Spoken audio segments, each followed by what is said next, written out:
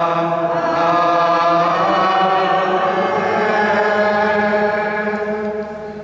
Jésus-Christ, nous avons reconnu le Messie. Par lui sont venues la grâce et la vérité. Alléluia. Amen.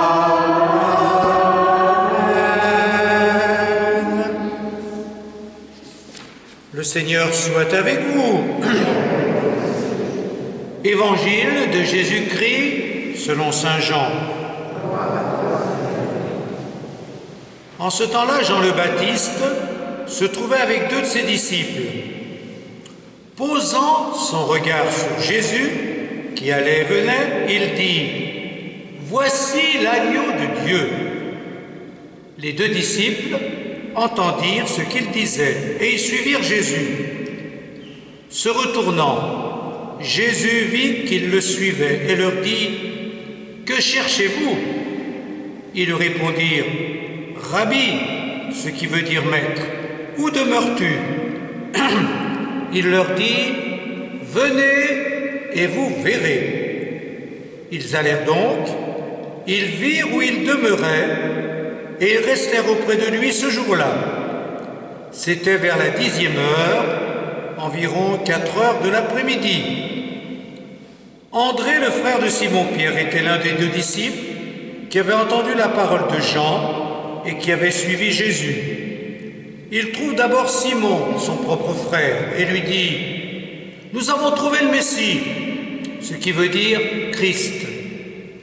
André amena son frère à Jésus. Jésus posa son regard sur lui et dit « Tu es Simon, fils de Jean. Tu t'appelleras Képhas, ce qui veut dire Pierre. » Acclamons la parole de Dieu.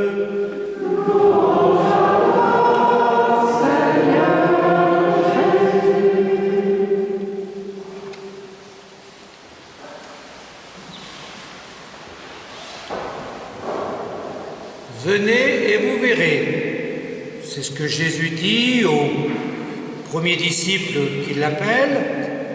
Et donc, aujourd'hui, je voudrais appliquer cette invitation à ce qui se passe dans l'Église et notamment dans nos paroisses. Venez, vous verrez. Qu'est-ce que vous voyez dans nos paroisses? Eh bien, pour répondre, je vais reprendre un article qui est apparu dans la Croix il y a 8 jours. Et cet article s'intitulait « Ces paroissiens qui manquent à l'appel » ou, derrière la page qui développait ce titre, « À la recherche des fidèles disparus ».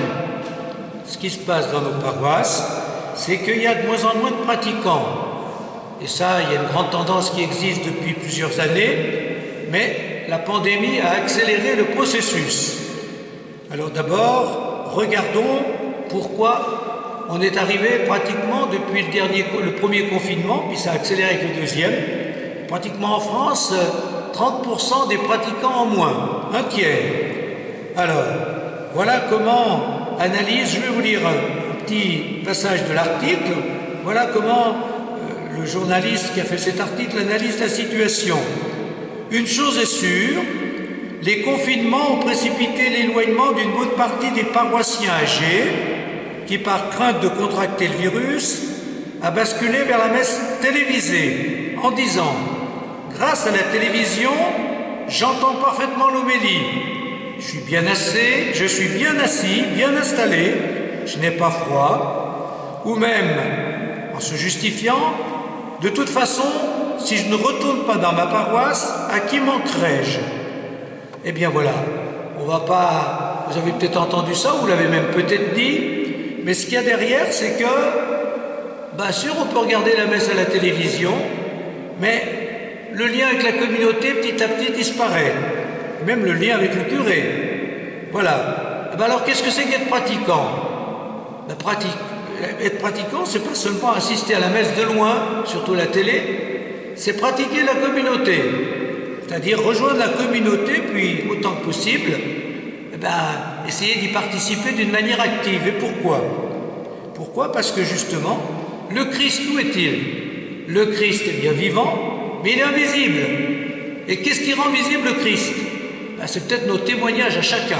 si on vit vraiment notre foi, à travers nous, le Christ est présent. Mais surtout, le Christ est présent à travers sa communauté. Et il est présent dans tous les lieux de vie. Il est présent dans toutes les communes, dans tous les villages de France. Mais pour se rendre visible, eh bien, c'est la communauté qui est là. Et s'il n'y a plus de communauté, le Christ n'est plus visible dans nos communautés de vie, dans nos communes, dans nos villages. Et ça, c'est un vrai problème. Alors, c'est vrai qu'on peut assister, et ça on l'entend aussi, à des messes à la télévision qui sont à la limite, qui ne sont même pas à la limite, qui sont certainement mieux animées que dans les paroisses. Puis en plus, les gens disent oui, mais en plus, c'est l'évêque un tel qui a célébré, ou même c'est le pape qui a célébré. Alors ça, c'est vrai. Oui, on peut regarder la messe à la télévision, la messe du pape, la messe de tel évêque, une messe super animée. Mais donc, on est responsable de rendre visible ensemble, eh bien, le Christ. Parce que si tout le monde regarde la messe, une super messe à la télévision, mais si toutes les églises de France sont vides, où est le Christ? D'une manière visible. Et l'appel que le Christ nous adresse, on a bien entendu parler d'appel dès le début de ces célébrations, l'appel que le Christ nous adresse, c'est de le rendre visible. Le Christ n'est visible qu'à travers les chrétiens qui se rassemblent en son nom, voilà, et à travers notre propre témoignage. Donc, soignons le lien avec la communauté. Ça, c'est une première chose sur laquelle on peut méditer. Et puis, ça c'est un peu plus important, mais en même temps un peu plus grave, parmi les pratiquants qui ne rejoignent plus la communauté paroissiale, alors le confinement et les mesures sanitaires ont accéléré le processus, mais ce processus existe depuis plus longtemps, et bien parmi tous ceux qui ne rejoignent plus la communauté paroissiale pour l'Eucharistie, il y a tous ceux qui nourrissent leur foi autrement qu'avec la messe. Et ça, vous l'entendez, ou peut-être vous le dites aussi. Qu'est-ce qu'on entend, ou même qu'est-ce qu'on dit? Ah ben moi je participe à tel groupe spirituel, à tel groupe de prière, à tel groupe de partage d'évangile. Eh ben ça me nourrit plus que la messe, parce que c'est plus fraternel, puis on partage plus. Et puis maintenant, ça on l'a bien entendu pendant le confinement, il y a tous ceux qui trouvent sur Internet des conférences, des prières, des temps spirituels correspondant plus à leurs désirs et à leur sensibilité. Et voilà comment le journal La Croix, donc ça je veux le reciter, comment il explique ces choses. Alors, la parole est adressée, la parole est celle de certains témoins, et voilà ce qu'ils disent. Ce sont parfois les expériences spirituelles vécues hors de l'institution qui ont pu faire naître des doutes sur le caractère irremplaçable de la messe, notamment car certains fidèles ont pu goûter une certaine autonomie et même un sentiment de réappropriation. La multiplication de ressources de foi mises à la disposition des catholiques pendant le confinement a permis à certains de se connecter à des propositions plus proches de leur sensibilité que la paroisse de leur quartier. Ça, je cite toujours, donc ça veut dire que c'est dans toute la France qu'on dit les mêmes choses. Et il y a un témoignage, écoutez ce témoignage. À la messe, j'ai tendance à m'ennuyer. Avec le confinement, j'ai commencé à faire plus court et plus à fond, raconte Étienne, journaliste lillois de 27 ans. J'ai suivi les prières de Thésée en direct, j'allumais une bougie, je me sentais absolument pas seul. Aujourd'hui, je ne suis pas moins croyant ni moins pieux, je me suis éloigné de l'Église, pas de la foi. Je me suis éloigné de l'Église, pas de la foi. Voilà, éloigné de l'Église et de l'Eucharistie, mais pas de la foi. Ça, on l'entend bien. Alors, ça veut dire que petit à petit, eh bien, donc, on prend ses distances par rapport à la communauté, mais aussi par rapport à la messe et par rapport à l'Eucharistie. Je nourris ma foi autrement qu'avec la messe. Et pourtant, eh bien, la messe, c'est quand même essentiel. Alors vous en êtes convaincus. Mais autour de nous, il y a de plus en plus de gens qui n'en sont pas convaincus. Et même, on l'avait entendu pendant le confinement. Oh ben la communion, ça ne me manque pas tellement. Ah oui, je regarde la messe à la télé, j'écoute telle émission, etc. Voilà, ou je prie autrement. Ben, pas plus tard qu'hier, il y a un jeune qui m'a dit, bah oui, moi c'est vrai, parce que j'ai cité ça. Il m'a dit, oui, moi c'est vrai, moi je regarde les prières de Thésée. Alors il se connecte, je ne sais plus trop comment, je crois que c'est à 20h le soir. Eh bien, ça suffit à beaucoup de chrétiens aujourd'hui. Et donc, la vraie question, c'est en quoi la messe est essentielle? Eh bien, pour répondre, il suffit de reprendre la lecture, la deuxième lecture d'aujourd'hui. Qu'est-ce que disait saint Paul? Ne le savez-vous pas? Vos corps sont les membres du Christ. Celui qui s'unit au Seigneur ne fait avec lui qu'un seul esprit. Celui qui s'unit au Seigneur ne fait avec lui qu'un seul esprit. La meilleure manière de s'unir au Seigneur, c'est la manière que Jésus a choisie. C'est l'Eucharistie. C'est mon corps, je suis là. Je fais corps avec le Seigneur quand je communie. Et donc, si je veux vivre de l'Esprit de Jésus, il faut que je communie.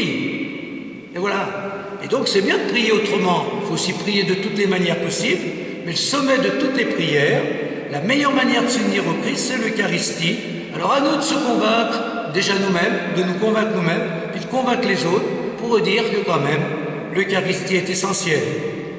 Alors, venez et vous verrez. Alors, par-delà tout ce que je viens de dire, il y a encore d'autres choses qui sont de plus en plus vraies, mais que vous constatez, et que nous pouvons constater autour de nous, dans nos propres paroisses. Ce qu'il y a de plus en plus vrai, c'est que les gens qui pratiquent encore, pratiquent non plus en fonction du territoire où ils habitent, mais en fonction de leurs affinités spirituelles. C'est-à-dire qu'on peut habiter la Ravoire, mais on va pratiquer à Chambéry, ou peut-être l'inverse, même moi quand même. Et donc, il faut tenir compte aussi de cette évolution. Alors, elle est à la fois négative, parce qu'on déserte le lieu où on vit, mais est à la fois positive, parce qu'on va chercher la nourriture là où on semble qu'elle est meilleure que chez nous. Et du coup, là aussi, c'est une tendance qui existe un peu partout. Et le père Cédric Bourguin, dans la Croix, disait justement: nous voyons émerger des regroupements selon les affinités liturgiques et spirituelles qui font fi des organisations territoriales. Alors la question derrière, c'est: qu'est-ce que vont devenir nos paroisses si les gens ne vont plus là où ils habitent, même ceux qui sont convaincus que la messe est importante? Qu'est-ce qui va se passer dans nos paroisses? Est-ce que les paroisses vont encore exister d'ici 10-20 ans? Ça, c'est une vraie question. On a discuté de ça avec les curés de l'agglomération de Chambéry, pas plus tard qu'il y a 8 jours, samedi dernier, et on se pose en ce moment, bien sûr, la question de l'avenir de l'agglomération chambérienne, puisque beaucoup de curés, 3 curés, dont moi-même, vont avoir 75 ans bientôt. Moi, c'est cette année, Louis Duret dans 2 ans, et le père Hilario dans 2 ans. Donc, il y aura moins de prêtres. Et qu'est-ce que va devenir l'agglomération chambérienne? On a commencé par se dire, il faut regarder où vont les gens. Venez et vous verrez. Alors, il faut d'abord voir où vont les gens pour être présent avec eux. Et donc, on s'est dit, si on regarde ce qui se passe sur Chambéry, on voit que ceux qui pratiquent à la cathédrale de Chambéry ne sont pas forcément ceux qui y habitent. Ceux qui pratiquent au Sacré-Cœur, vous connaissez le Sacré-Cœur, ce sont des gens qui viennent de tous les côtés. Ceux qui pratiquent à Mian, c'est un certain public. Et ceux qui pratiquent à Bassin-Saint-Alban, je le vois aussi, c'est un certain public. Voilà, pas plus tard que la semaine dernière, 13 familles avec beaucoup d'enfants m'ont demandé à moi de pouvoir faire la communion, faire la communion à leurs petits qui ont 6, 7 ans, 5 ans, 6 ans, autrement que dans leur propre paroisse où ils habitent. Certains habitent Saint-Baldoff, certains habitent je ne sais plus trop, voilà. Donc on voit bien qu'actuellement, les paroisses se construisent plus, surtout avec les nouvelles générations, par affinité que par le territoire. Donc il faut être présent à ça. Et donc les paroisses de demain seront certainement des paroisses un peu typées, suivant le groupe d'animation ou la communauté qui prend en main l'avenir de la paroisse, elle va attirer pas forcément les gens qui habitent là. Et donc il faut se dire que la paroisse va exister autrement. Et donc c'est la question qu'on se pose avec les curés, que vous vous posez certainement. Et donc aujourd'hui je vous invite à vous poser toutes ces questions. Que sera l'église de demain? Que sera la paroisse de demain? Et nous, qu'est-ce qui nourrit notre foi? Est-ce qu'on tient encore à la communauté locale pour que le Christ soit visible? Est-ce qu'on tient à la messe? Mais en même temps, faut être aussi capable de s'adapter aux évolutions qui ne sont pas forcément que négatives. Et donc, venez, vous verrez, la vraie conviction, c'est que le Christ est avec nous. On va d'abord se recentrer sur le Christ, et puis on va voir comme il fait avec ses disciples. Venez, vous verrez. Il va nous aider à voir ce qui se passe pour y être présent, mais surtout donc, restons bien unis au Christ. Et pour bien être unis à lui, il faut communier. Et si le Christ est avec nous, eh bien, peu importe ce qui va se passer, l'Église se construira, même si c'est autrement que maintenant. Donc, faisons confiance au Christ, mais pour vivre dans cette confiance, attachons-nous à lui par toutes sortes de prières, mais surtout par l'Eucharistie et par la pratique eucharistique. Amen.